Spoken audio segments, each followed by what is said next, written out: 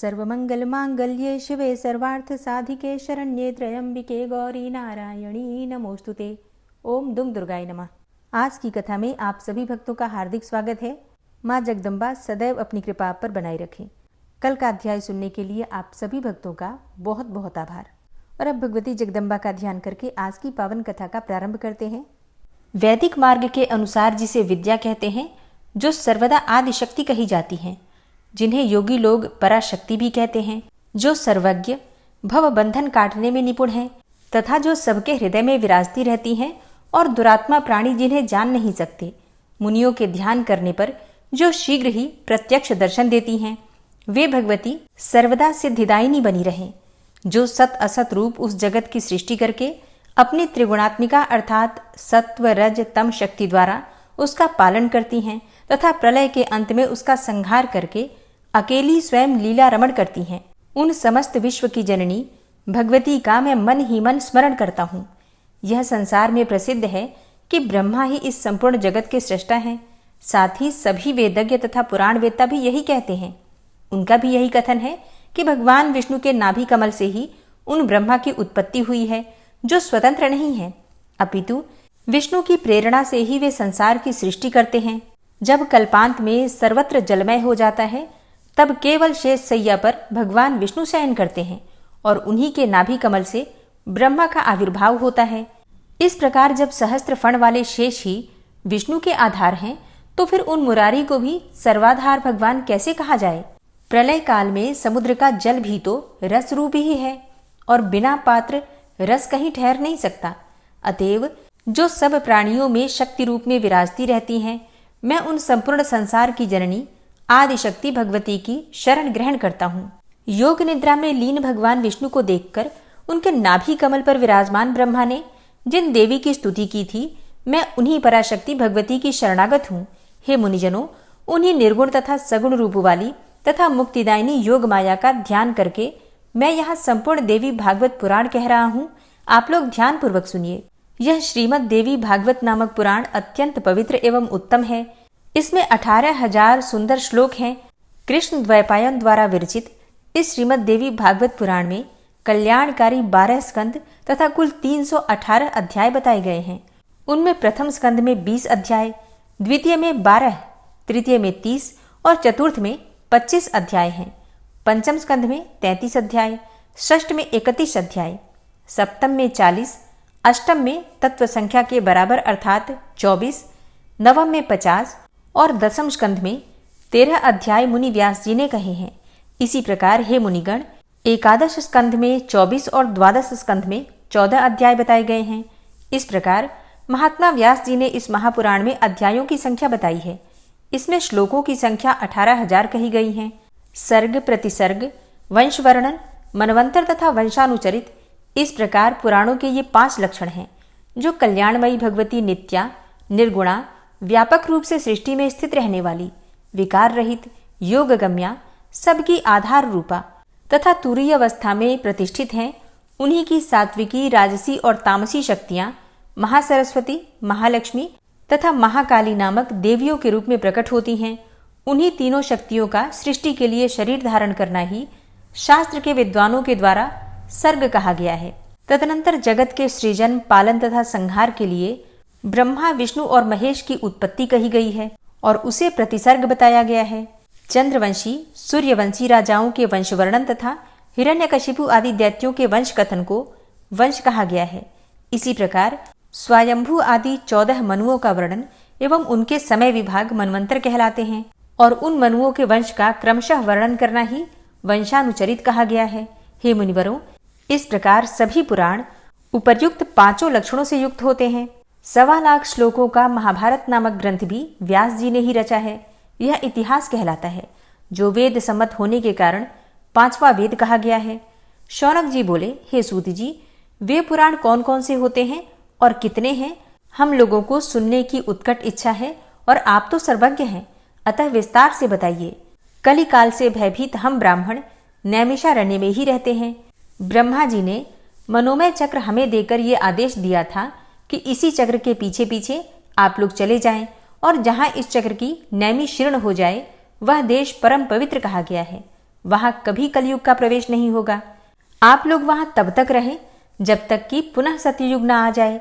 उनका यह वचन सुनकर तथा उनकी बातों को हृदय में रखकर हम लोग सब देशों के दर्शनार्थ उस मनोमय चक्र के पीछे पीछे तत्काल चल दिए। चलते चलते इसी स्थान पर पहुंचकर उस चक्र की नेमी हम लोगों के देखते देखते ही शीर्ण हो गई।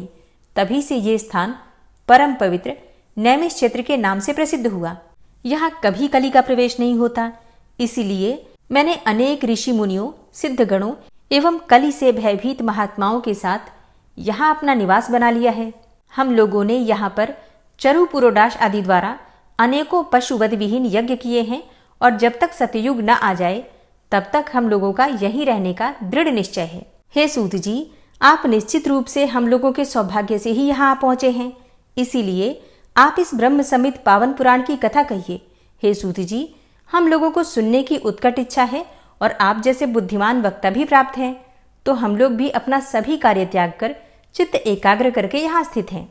अतः हे सूत जी, आप चिरंजीवी हों तथा तीनों प्रकार के तापों दैहिक, दैविक और भौतिक से मुक्त रहकर हम लोगों को परम पवित्र तथा कल्याणकारी श्रीमद् देवी भागवत महापुराण की कथा सुनाइए, जिसमें धर्म, अर्थ और काम का विधिवत वर्णन किया गया है। महर्षि व्यास जी ने भी बताया है कि इसके द्वारा ज्ञान प्राप्त करके पुनः उससे मुक्ति मिलती है। हे सूत जी, महर्षि वेद व्यास ने जिस पवित्र पुराण को कहा है उसके मनोहर कथा चरित्रों को सुनने से हमारी कभी तृप्ति नहीं होती है। सभी गुणों का एकमात्र स्थान, परम पवित्र, समस्त संसार की जननी भगवती के लीला नाट्य के समान विचित्र, सभी पाप समूहों का नाश करने वाले तथा सब प्रकार की अभिलाषाओं को पूर्ण करने वाले तथा भगवती के नाम से समन्वित श्रीमद् देवी भागवत पुराण को प्रकट कीजिए। सूत जी बोले कि हे मुनीश्वर वृंद, सत्यवती सुत वेद व्यास जी से मैंने जिस प्रकार से पुराणों को सुना है उसे मैं आप लोगों से कहता हूँ, आप लोग ध्यान पूर्वक सुनिए। यह श्रीमद् देवी भागवत पुण्य प्रदान करने वाला, सब प्रकार के दुखों का नाश करने वाला, सब प्रकार के मनोरथों को पूर्ण करने वाला, मोक्षदाता और वैदिक भावों से ओतप्रोत तथा सभी आगमों के रसों से परिपूर्ण, अत्यंत मनोहर एवं मुमुक्षु जनों को सदा प्रिय लगने वाला है। जिस अत्यंत पवित्र पुराण को रचकर व्यास जी ने अरणी के गर्भ से उत्पन्न विद्वान, महात्मा एवं विरक्त अपने पुत्र सुखदेव जी को पढ़ाया था। हे मुनिवृंद, उसी रहस्यमय महापुराण श्रीमद् देवी भागवत को मैंने भी करुणा सागर अपने गुरु व्यास जी के मुख से संपूर्ण रूप से यथार्थता सुना तथा उनकी कृपा से उसे हृदयंगम कर लिया। जिस समय अयोनिज एवं अपूर्व बुद्धिमान अपने पुत्र सुखदेव जी के प्रश्न करने पर व्यास जी ने रहस्ययुक्त इस पुराण को सुनाया, उस समय मैंने भी एक साधारण श्रोता के रूप में इस महान प्रभाव वाले श्रीमद् देवी भागवत महापुराण को सुन लिया। हे सर्वश्रेष्ठ मुनिजन, श्रीमद् भागवत रूपी इस कल्प वृक्ष के फल के स्वाद के प्रति आदर बुद्धि रखने वाले तथा अपार संसार सागर से पार पाने के लिए श्री सुखदेव जी ने अनेकों प्रकार की सुंदर एवं रसमयी कथाओं से युक्त जिस अद्भुत महापुराण को विधिवत अपने कर्णपुट से प्रेम पूर्वक सुना, उसे श्रवण करके भी जो कलिकाल के भय से मुक्त न हुआ, भला ऐसा प्राणी इस भूतल पर कौन होगा? जो प्राणी इस श्रीमद् देवी भागवत महापुराण को प्रतिदिन प्रेम से सुनता है, उसके हृदय में विष्णु, शिव आदि देवताओं के लिए भी दुर्लभ, सर्वश्रेष्ठ विद्या रूपिणी, सज्जनों की एकमात्र प्रिया, गुणातीता एवं समाधि द्वारा जानने योग्य वे भगवती निवास करने लगती हैं। अतः सर्वांग सुंदर इस मानव तन को पाकर संसार सागर के अगाध सलिल से पार होने के लिए जलयान के समान परम सुखदायी श्रीमद् देवी भागवत पुराण एवं उसके वक्ता को प्राप्त करके भी जो मूर्ख इसका श्रवण नहीं करता, वह विधाता के द्वारा वंचित ही कहा जाएगा। इस दुर्लभ मनुष्य देह में दोनों कानों को प्राप्त करके भी जो सांसारिक मनुष्य केवल दूसरों के दुर्गुणों को ही सुना करता है, वह अधम मंद बुद्धि, चारों उत्तम पदार्थों को देने वाला तथा सब रसों से परिपूर्ण इस निर्मल पुराण को भूतल पर मनुष्य क्यों नहीं सुनता? ऋषिगण बोले कि हे सौम्य, महर्षि व्यास की किस पत्नी से सुखदेव जी उत्पन्न हुए, उनका जन्म किस प्रकार हुआ और किस प्रकार से उन्होंने इस संहिता का सम्यक अध्ययन कर लिया? आपके द्वारा ही वे अयोनिज कहे गए हैं, तो फिर अरणी से उनकी उत्पत्ति कैसे हुई? हे महामते, इस बात में तो हमें महान संशय हो रहा है, आप उसका समाधान करें। हम लोगों ने पहले ही सुना है कि महातपस्वी सुखदेव जी गर्भयोगी थे। ऐसी स्थिति में उन्होंने इतने विस्तृत पुराण अर्थात श्रीमद् देवी भागवत का अध्ययन कैसे कर लिया? तब सूत जी कहते हैं कि प्राचीन काल में एक समय सत्यवती के पुत्र व्यास जी सरस्वती नदी के किनारे अपने आश्रम में गौरैया पक्षी का जोड़ा देखकर आश्चर्यचकित हो गए। अंडे से तत्काल पैदा हुए लाल मुख वाले, सुंदर अंगों वाले एवं पंख रहित शिशु को घोंसले में ही छोड़कर वे दोनों उड़ गए और अत्यंत परिश्रम से चारा लाकर उस शिशु के चोंच में डालते हुए दोनों पक्षी अत्यंत आह्लाद युक्त होकर उस शिशु के अंगों को अपने अंगों से रगड़ते हुए प्रेम पूर्वक उसके सुंदर मुख को चूम रहे थे। व्यास जी उस शिशु में उन दोनों पक्षियों का ऐसा अद्भुत प्रेम देखकर चिंता में पड़ गए और मन ही मन सोचने लगे कि यदि अपने पुत्र के प्रति पक्षियों में ऐसा प्रेम दिखाई दे रहा है तो अपनी सेवा का फल चाहने वाले मनुष्यों में ऐसा प्रेम व्यवहार होने में आश्चर्य ही क्या है। क्या ये दोनों पक्षी इसका सुख साधन स्वरूप विवाह करके स्वयं सुखी रहते हुए इसकी वधू का सुंदर मुख देख पाएंगे? क्या इनकी वृद्धावस्था में यह धर्मनिष्ठ पुत्र पुण्य प्राप्ति के लिए इन दोनों की सेवा करेगा? धन आदि अर्जित करके क्या यह अपने माता पिता को संतुष्ट रखेगा? और इनकी मृत्यु के उपरांत क्या यह इनका विधि पूर्वक प्रेत कर्म करेगा? अथवा क्या गंगा तीर्थ जाकर यह बालक उनके श्राद्ध आदि कर्म करके उनका उद्धार करेगा? तथा उनके परलोक साधन हेतु क्या यह विधि पूर्वक नीलोत्सर्ग अर्थात नील वृषभ छोड़ने का कर्म करेगा?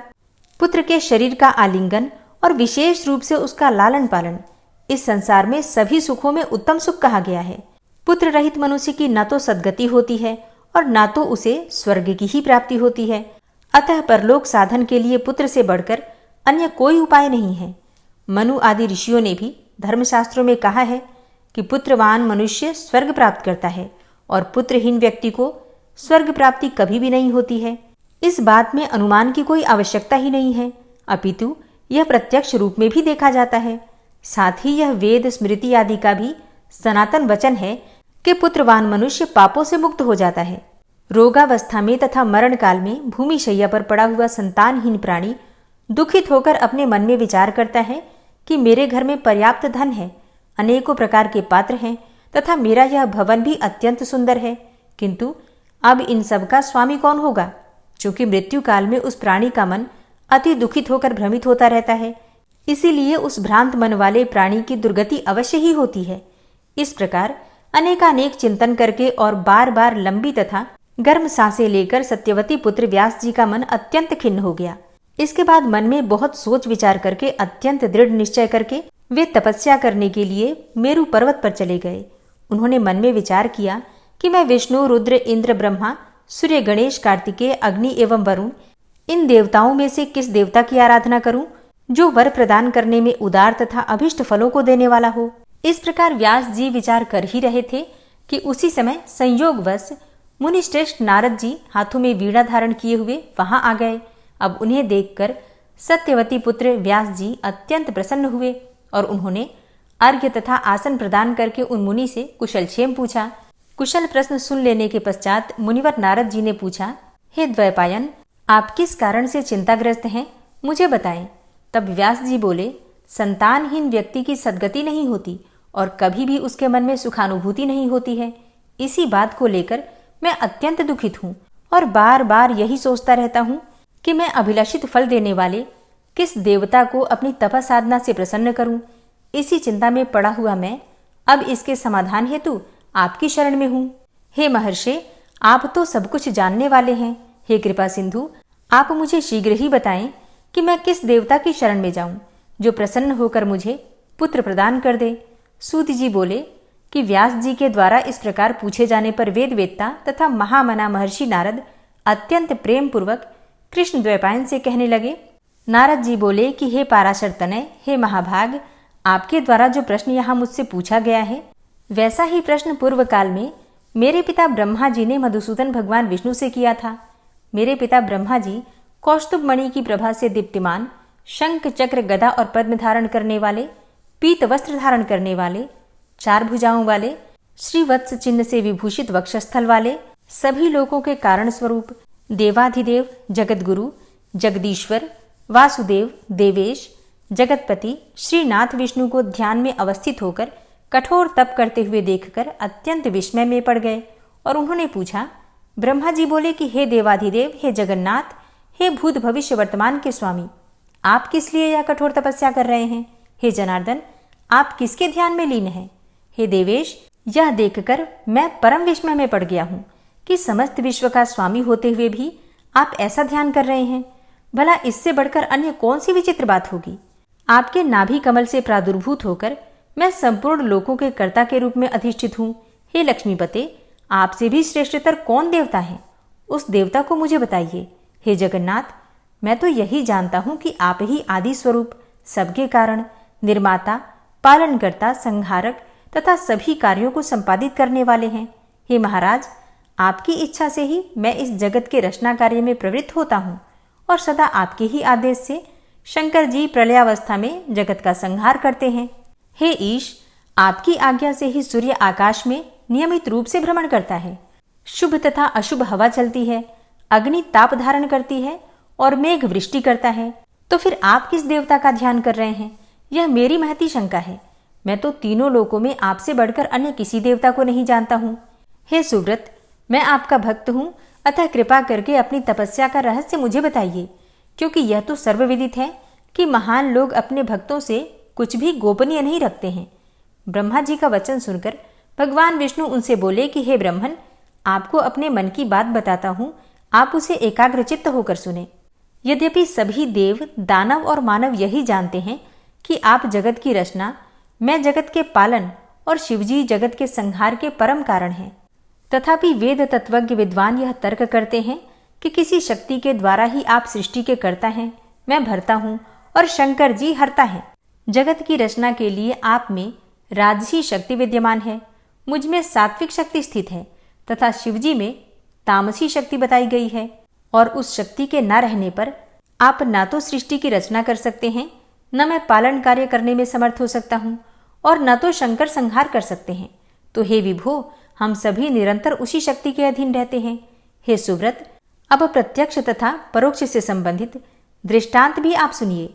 इसमें कोई संशय नहीं है कि मैं परतंत्र होकर शेष शैया पर शयन करता हूँ और उसी शक्ति के अधीन होकर समय पर काल का वशवर्ती होकर मैं शयन से उठता हूँ। उसी शक्ति का अवलंबन प्राप्त करके मैं सदा तपश्चरण करता रहता हूँ। मैं कभी लक्ष्मी के साथ सुखपूर्वक विहार करता हूँ और कभी दानवों के साथ अत्यंत भीषण, शरीर को चूर्ण कर देने वाला तथा लोगों को भयभीत कर देने वाला युद्ध भी करता हूँ। हे धर्मज्ञ, आप तो प्रत्यक्ष जानते हैं कि पूर्व समय में मेरे द्वारा उस महासिंधु में 5000 वर्षों तक भीषण बाहु युद्ध किया गया था। हे देव, कान की मैल से उत्पन्न हुए अत्यंत दुष्ट, मदोन्मत्त तथा अहंकारी मधुकैटभ नामक दोनों दानवों का मैंने देवी की कृपा से ही संहार किया था। हे महाभाग, क्या आप उस समय परात्पर कारण स्वरूपा महाशक्ति को जान नहीं पाए थे? अतः बार बार क्यों पूछ रहे हैं? उसी शक्ति की इच्छा से मैं परम पुरुष के रूप में महासागर में विचरण करता हूँ और विभिन्न युगों में कच्छप, वराह, नृसिंह तथा वामन के रूप में अवतरित होता रहता हूँ। तिर्यक योनि में उत्पन्न होना किसी के लिए भी प्रिय नहीं होता। मैं अपनी इच्छा से वामन, वराह आदि योनियों में उत्पन्न नहीं होता हूँ, अपितु इसमें उसी शक्ति की प्रेरणा ही परम कारण है। भला ऐसा कौन होगा जो लक्ष्मी के साथ परम सुखदायक विहार का त्याग करके मत्स्यादि नीच योनियों में जन्म लेगा? यदि मैं स्वतंत्र होता तो सुखदायिनी सैया को छोड़कर गरुड़ रूपी आसन पर बैठकर महाभयंकर युद्ध क्यों करता? हे अजय, प्राचीन काल में एक बार आपके समक्ष ही धनुष की प्रत्यंचा टूट जाने के कारण मेरा सिर छिन्न हो गया था। तब शिल्पकारों में श्रेष्ठ आपने फिर से मेरे धड़ पर घोड़े का सिर जोड़ दिया था। हे लोक निर्माता, उसी समय से मैं हयग्रीव नाम से लोक प्रसिद्ध हुआ। यह सब आपके सामने घटित हुआ था। यदि मैं स्वाधीन होता तो संसार में यह विडंबना कैसी होती? अतएव मैं स्वतंत्र नहीं हूँ, अपितु सर्वथा उसी शक्ति के अधीन हूँ। मैं निरंतर उसी शक्ति का ध्यान करता रहता हूँ। हे कमलोद्भव, मैं इसके अतिरिक्त अन्य कुछ भी नहीं जानता। नारद जी बोले, हे व्यास जी, भगवान विष्णु ने ब्रह्मा जी से इस प्रकार कहा था। हे मुनिश्रेष्ठ, मेरे पिता ब्रह्मा जी ने वे सब बातें मुझसे कही थी, अतः आप भी कल्याणकारी पुत्र प्राप्ति के उद्देश्य से सर्वथा संशय रहित होकर अपने हृदय कमल में देवी भगवती के चरणारविंद का ध्यान कीजिए। वे देवी आपके समस्त अभिलषित फलों को अवश्य प्रदान करेंगी। सूत जी बोले, नारद जी के ऐसा कहने पर सत्यवती पुत्र व्यास जी देवी के चरणारविंद में अपना ध्यान केंद्रित करते हुए तपस्या करने के लिए पर्वत पर चले गए। तब ऋषियों ने पूछा, हे सूत जी, हमारा चित्त संदेह रूपी सागर में पूर्णतः डूबता जा रहा है, क्योंकि आपने महान आश्चर्यजनक तथा संसार को विस्मित कर देने वाली यह बात कह दी कि विष्णु के शरीर से उनका सिर अलग हो गया था और वे सर्वपालक जनार्दन पुनः हैग्रीव हो गए थे। वेद भी जिन भगवान विष्णु का स्तवन करते हैं, समस्त देवता जिनका आश्रय ग्रहण करते हैं, जो आदि देव हैं, जगत के स्वामी हैं और सभी कारणों के भी कारण हैं, दैव योग से उनका भी मस्तक कैसे कट गया? हे महामते, वह सब आप हमसे विस्तार पूर्वक शीघ्र कहिए। सूत जी बोले कि हे मुनियों, आप सभी लोग एकाग्रचित्त होकर परम तेजस्वी देवाधिदेव भगवान विष्णु का चरित्र सुनिए।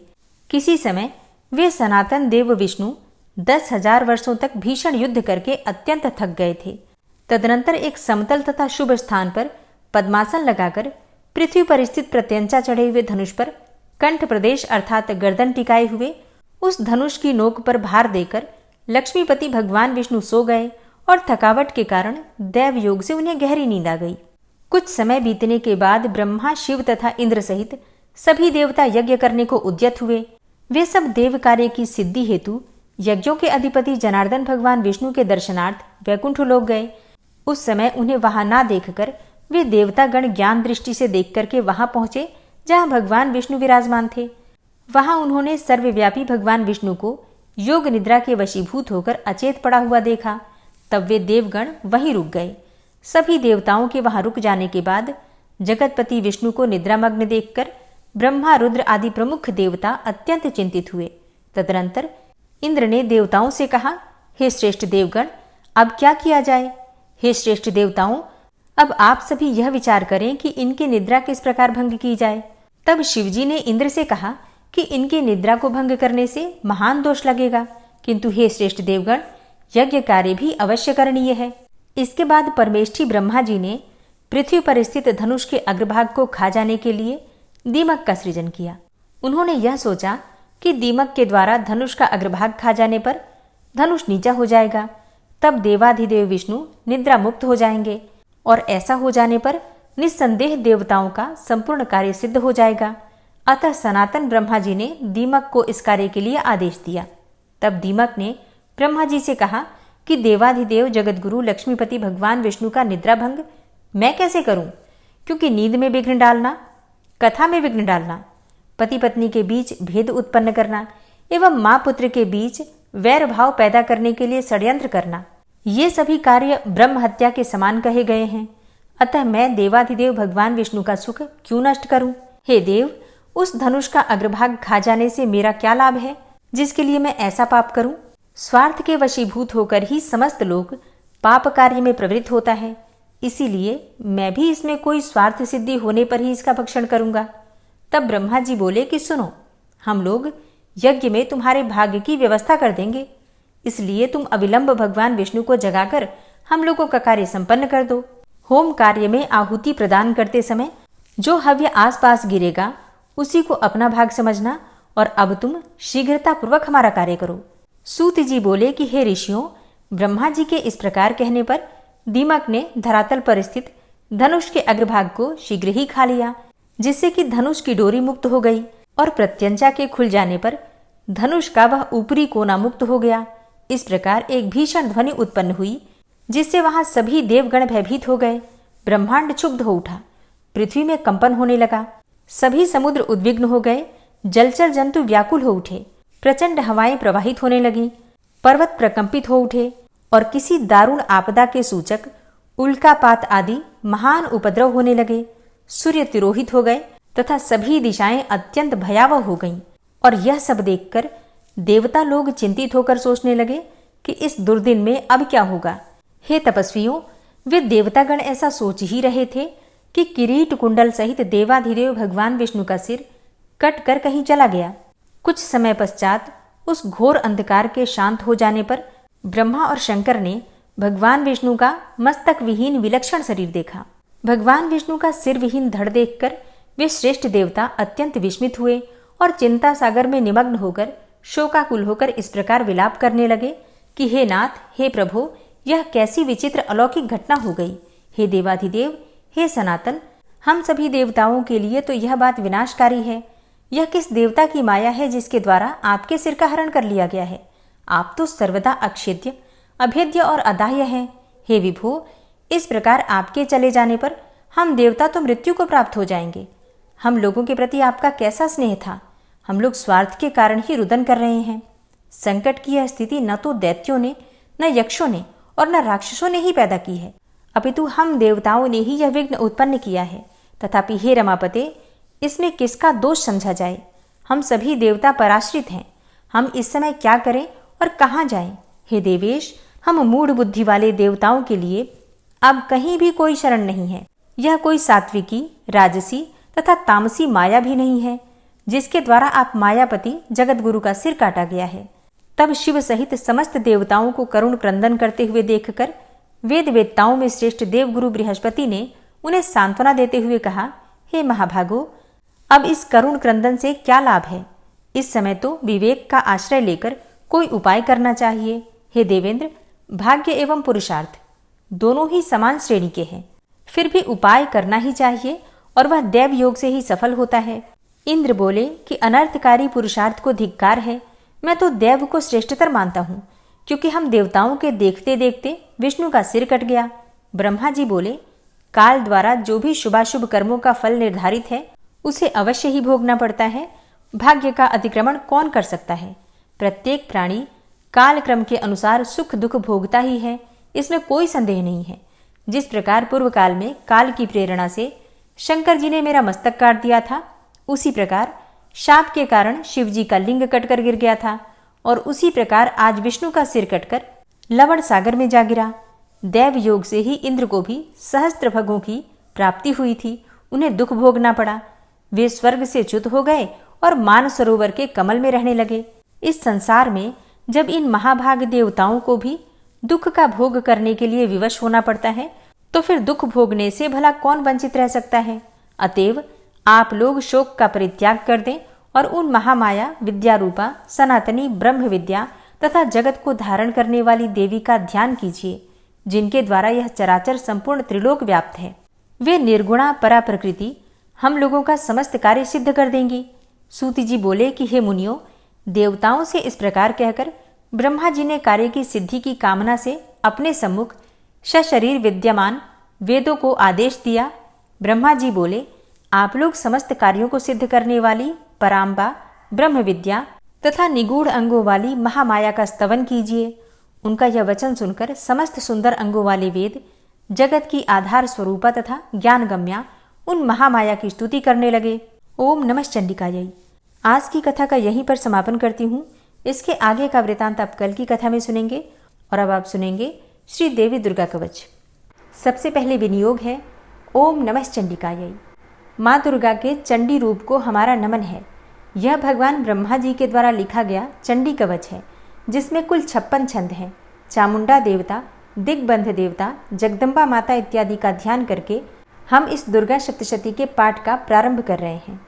मार्कंडेय जी पितामह ब्रह्मा जी से कह रहे हैं कि हे भगवान ब्रह्मा, जो इस विश्व में गोपनीय है वह रहस्यपूर्ण है तथा जो सभी की रक्षा करता है और हमें अधर्म से बचाता है, साथ ही जिसे आपने अभी तक किसी को दिखाया भी नहीं है, ऐसा कोई साधन या उपाय मुझे बताइए। मार्कंडेय जी के इस प्रश्न पर भगवान ब्रह्मा कहते हैं कि उस साधन का नाम तो देवी कवच ही है, जो इस विश्व में अत्यधिक गोपनीय है। वह देवी कवच सभी का कल्याण करने वाला, पवित्रता और पुण्य देने वाला है। आपको इसी का ही जाप करना चाहिए, इससे ही आपका उद्धार होगा। माँ दुर्गा की 9 मूर्तियाँ हैं। माँ दुर्गा का प्रथम स्वरूप है माँ शैलपुत्री, दूसरा स्वरूप है माँ ब्रह्मचारिणी, माँ दुर्गा का तीसरा स्वरूप है माँ चंद्रघंटा और चौथा स्वरूप है माँ कुष्मांडा। उनका 5वां रूप स्कंद माता का है और छठा रूप माँ कात्यायनी है। 7वां स्वरूप है माँ कालरात्रि का और 8वां स्वरूप माँ महागौरी के नाम से प्रसिद्ध है। माँ दुर्गा का 9वां रूप है माँ सिद्धिदात्री। यही नव दुर्गा के रूप हैं जिसे भगवान ब्रह्मा के द्वारा वेदों के माध्यम से बताया गया है। जो मनुष्य अग्नि में जल रहा हो, सभी ओर से शत्रुओं से घिर गया हो, विपरीत परिस्थितियों का सामना कर रहा हो और उस समय यदि वह माँ दुर्गा की शरण में जाता है तो उसका कभी भी बुरा नहीं हो सकता है। अर्थात माँ दुर्गा का ध्यान किए जाने पर माँ दुर्गा उसकी हर परिस्थिति में सहायता करती हैं। यदि युद्ध का समय हो और मनुष्य संकटों में घिरा हुआ हो तो भी माँ दुर्गा के प्रभाव से उसका कुछ भी बुरा नहीं होता है। माँ दुर्गा उसके दुख, पीड़ा, भय इत्यादि का नाश कर देती हैं। जो भी भक्तगण माँ दुर्गा की भक्ति करता है, माँ दुर्गा अवश्य ही उन्हें अभय दान देती हैं। जो कोई भी देवी दुर्गा का ध्यान करता है, माँ दुर्गा उसकी हर प्रकार से रक्षा करती हैं और इस बात में कोई भी संशय नहीं है। चामुंडा माता का वाहन प्रेत है और वे उस पर सवारी करती हैं। वाराही माता का वाहन भैंसा है। ऐन्द्री माता का वाहन हाथी है, तो वही वैष्णवी माता का वाहन गरुड़ है। भगवान शिव की पत्नी व सभी की ईश्वरी माँ पार्वती का वाहन वृषभ है। कुमारी माता का वाहन मोर है। लक्ष्मी माता कमल के आसन पर विराजमान है और उन्होंने अपने हाथों में भी कमल लिया हुआ है। वे भगवान विष्णु को अत्यधिक प्रिय हैं। वृषभ पर बैठी हुई माँ पार्वती का रंग सफ़ेद है। भगवान ब्रह्मा की पत्नी माँ ब्राह्मी या माँ सरस्वती हंस पर बैठी हुई हैं और सभी प्रकार के आभूषण पहने हुए हैं। इस प्रकार से माता रानी अपने भिन्न भिन्न रूपों में सभी तरह के योग व शक्तियों को ली हुई हैं। उन्होंने कई प्रकार के आभूषण व रत्न पहने हुए हैं जो उनकी शोभा को बढ़ा रहे हैं। माँ दुर्गा का एक रूप अत्यधिक क्रोध में रथ पर बैठा हुआ दिखाई देता है, जो दुष्टों का नाश करने के लिए है। वे अपने हाथ में शंख, सुदर्शन चक्र, गदा, हल, मूसल इत्यादि लिए हुए हैं। इसके अलावा उन्होंने अपने हाथों में खेटक, तोमर, परशु, पाश, त्रिशूल तथा उत्तम कोटि का धनुष भी लिया हुआ है। माँ दुर्गा दैत्यों, दुष्टों व राक्षसों का नाश कर देती हैं, भक्तों का कल्याण करती हैं तथा देवताओं का सदैव हित करती हैं। इसी उद्देश्य के तहत ही उन्होंने भिन्न भिन्न भांति के अस्त्र शस्त्र लिए हुए हैं। माँ दुर्गा के महारुद्र, प्रलयंकारी, पराक्रमी, महाशक्तिशाली, अत्यधिक उत्साही तथा भय का नाश कर देने वाले इस रूप को हम सभी नमस्कार करते हैं। माँ देवी के उस प्रलयंकारी रूप की ओर देखना भी बहुत मुश्किल है, जो शत्रुओं का भय बढ़ाने का कार्य करता है। पूर्व दिशा में इंद्री देवी मेरी रक्षा कीजिए, आग्नेय दिशा में अग्नि देवी मेरी रक्षा कीजिए, दक्षिण दिशा में वाराही माता, नैऋत्य कोण में खड़ग धारिणी माँ, पश्चिम दिशा में वारुणी देवी और वायव्य कोण में मृगवाहिनी देवी मेरी रक्षा कीजिए। उत्तर दिशा में माँ कुमारी, ईशान कोण में शूलधारिणी, आकाश से अर्थात ऊपर से माँ ब्रह्माणी तथा नीचे अर्थात पाताल लोक से माँ वैष्णवी मेरी रक्षा कीजिए। राक्षसों के शवों को अपने वाहन के रूप में उपयोग में लाने वाली माँ चामुंडा देवी, आप दशों दिशाओं से मेरी रक्षा कीजिए। आगे से माँ जया तथा पीछे से माँ विजया आप मेरी रक्षा कीजिए। माँ अजिता मेरे वाम भाग में और दक्षिण दिशा में अपराजिता देवी मेरी रक्षा करें। मेरे शिखा की रक्षा उद्योतिनी देवी और माँ उमा मेरे सिर की रक्षा करें, अर्थात उसमें वास करें। आप मेरे ललाट की मालाधारी के रूप में और भौहों का यशस्विनी के रूप में संरक्षण करें। भौहों के बीच में त्रिनेत्र के रूप में और नाक की यम घंटा के रूप में रक्षा करें। दोनों आँखों के बीच में शंख माता के रूप में और कानों की द्वारवासिनी के रूप में रक्षा करें। मेरे कपाल की कालिका के रूप में और कानों के मूल की शांकरी देवी रक्षा करें। नासिका की सुगंधा देवी और होंठ के ऊपरी भाग की चर्चिका देवी रक्षा करें। होंठ के निचले भाग की रक्षा अमृत कला देवी और जीभ की सरस्वती देवी रक्षा करें। मेरे दांतों की कुमारी देवी, कंठ की चंडिका देवी, घंटिका की चित्रघंटा देवी और तालु की महामाया देवी रक्षा करें। मेरी ठोड़ी की कामाक्षी देवी, वाणी की सर्वमंगला देवी, ग्रीवा की भद्रकाली तथा मेरुदंड की धनुर्धारी देवी रक्षा करें। बाहरी कंठ की नीलग्रीवा देवी, कंठ नलिका की नलकूबरी, कंधों की खड़गनी देवी और भुजाओं की वज्रधारिणी देवी रक्षा करें। दोनों हाथों की दंडिनी देवी, अंगुलियों की जगदम्बिका माता, नाखूनों की शूलेश्वरी देवी और पेट की कुलेश्वरी देवी रक्षा करें। स्तनों की महादेवी, मन की शोक विनाशिनी देवी, हृदय की ललिता देवी और उदर की शूलधारिणी देवी रक्षा करें। नाभि की कामिनी देवी, गुहा की गुहेश्वरी देवी, लिंग की पूतना व कामिका देवी तथा गुदा की महिषवासिनी देवी रक्षा करें। कटिभाग की भगवती देवी, घुटनों की विंध्यवासिनी देवी, जांघों की महाबला देवी रक्षा करें और सभी कामनाओं को पूरा करें। मेरी घुट्टियों की नारसिंही देवी, पैरों के आगे भाग की तेजसी देवी, पैरों की उंगलियों की श्री देवी और पैरों के तले की तलवासिनी देवी रक्षा करें। पैरों के नाखूनों की दृष्टा कराली देवी, केशों की ऊर्ध्वकेशिनी देवी, रोम छिद्रों की कौबेरी देवी तथा त्वचा की बागीश्वरी देवी रक्षा करें। माँ पार्वती देवी मेरे रक्त, मांस, हड्डियों इत्यादि की रक्षा करें। आंतों की कालरात्रि देवी और पित्त की मुकुटेश्वरी देवी रक्षा करें। पद्म कोशों की माँ पद्मावती देवी, कफ की चूड़ामणि देवी, नाखूनों की धार की ज्वालामुखी देवी और शरीर की संधियों की अभेद्या देवी रक्षा करें। मेरे वीर्य की रक्षा माँ ब्रह्माणी देवी, छाया की छत्रेश्वरी देवी तथा धर्मधारिणी देवी मेरे अहंकार व मन और बुद्धि की रक्षा करें। हे माँ दुर्गा, आप मेरे प्राणों, व्यान, उदान की समान रूप से रक्षा करें। वज्रहस्ता देवी मेरे प्राणों की रक्षा करें और मेरा कल्याण करें। आप मेरी सभी इंद्रियों, रस, रूप, गंध, शब्द व स्पर्श में बसती हैं। हे नारायणी देवी, आप मेरे सत्व गुण, रज गुण व तमोगुण की रक्षा करें। मेरे आयु की वाराही देवी, वैष्णवी देवी धर्म की, यश व कीर्ति की लक्ष्मी देवी तथा धन व विद्या की चक्रिणी देवी रक्षा करें। इंद्रा देवी मेरे गोत्र की, चंडी देवी मेरे पशुओं की, महालक्ष्मी देवी मेरे पुत्रों की और भैरवी देवी मेरी पत्नी की रक्षा करें। मेरे पथ की सुपथा देवी और उस मार्ग की क्षेमकरी देवी, राजा के दरबार में महालक्ष्मी देवी तथा सभी जगह निवास करने वाली विजया देवी मेरे भय की रक्षा करें। हे माँ दुर्गा, जो भी स्थान या अंग इस देवी कवच में रह गया है और वह अभी भी रक्षा करने योग्य है, तो आप उसकी भी रक्षा कीजिए। आप मेरे पापों का नाश करके मेरा उद्धार कीजिए। माँ दुर्गा की आज्ञा के बिना कोई भी व्यक्ति इस विश्व में एक कदम भी आगे नहीं बढ़ सकता है। हम यदि कहीं भी जा रहे हैं तो हमें अवश्य ही इस देवी कवच का पाठ करना चाहिए और उसके बाद ही प्रस्थान करना चाहिए। इस दुर्गा रक्षा कवच के पाठ से हमें हर जगह लाभ व सफलता मिलती है और हमारे सभी काम बन जाते हैं। हम जब भी माँ दुर्गा का ध्यान करते हैं वैसे ही हमारे सभी काम बनते चले जाते हैं। उस व्यक्ति को इस पृथ्वी पर बिना किसी तुलना के परम यश और वैभव प्राप्त होता है। जो भी भक्तगण इस देवी रक्षा कवच का पाठ करता है उसका भय समाप्त हो जाता है, युद्ध में उसकी विजय होती है तथा वह तीनों लोकों में पूजनीय हो जाता है। देवी माता का यह रक्षा कवच देवताओं तक के लिए बहुत दुर्लभ है। जो व्यक्ति इस देवी कवच का तीनों समय श्रद्धा भाव के साथ पाठ करता है उसे देवी माता की कृपा से तीनों लोकों में विजय मिलती है। वह अकाल मृत्यु के भय से दूर होता है तथा 100 वर्षों से भी अधिक समय तक जीवित रहता है। इस दुर्गा कवच के पाठ से व्यक्ति के शरीर में होने वाले हर तरह के रोग समाप्त हो जाते हैं। उसके शरीर में बनने वाला विष भी समाप्त हो जाता है तथा कोई रोग उसका कुछ भी बिगाड़ नहीं सकता है। जो भी मनुष्य इस दुर्गा रक्षा कवच को अपने हृदय में धारण कर लेता है उस पर इस पृथ्वी पर होने वाले सभी तरह के अभिचारण मंत्र, तंत्र का प्रभाव समाप्त हो जाता है।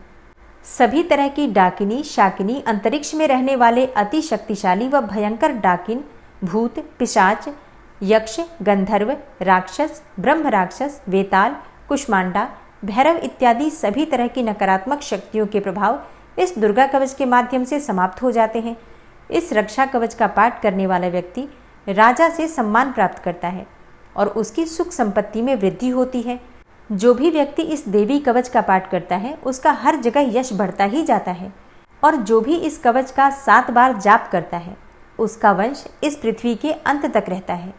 इसके पश्चात जब उसकी मृत्यु हो जाती है तब वह माँ दुर्गा के आशीर्वाद से परम स्थान को प्राप्त करता है, जो देवताओं को भी अत्यंत दुर्लभ है। उसे महामाया का प्रसाद मिलता है और उसकी मुक्ति हो जाती है। वह माँ दुर्गा के आशीर्वाद से सुंदर रूप को धारण करता है और भगवान शिव के समान आनंद प्राप्त करता है। श्री देवी दुर्गा कवच संपूर्ण हुआ। अगर आपको आज की ये वीडियो अच्छी लगी हो तो वीडियो को लाइक ज़रूर कीजिए और ज़्यादा से ज़्यादा इस वीडियो को अपने फैमिली फ्रेंड्स के साथ शेयर कीजिए। चैनल पर पहली बार आए हैं, अगर अभी तक आपने चैनल को सब्सक्राइब नहीं किया है तो आज की वीडियो अगर आपको अच्छी लगे तो चैनल को सब्सक्राइब करके बेल आइकन को ज़रूर प्रेस कर लीजिए। इससे ये होगा कि इस चैनल पर जो भी नई वीडियो अपलोड होंगी उनकी नोटिफिकेशन आपको सही समय पर प्राप्त होगी। मिलती हूँ मैं आपसे अगली वीडियो में, तब तक के लिए जय माता दी।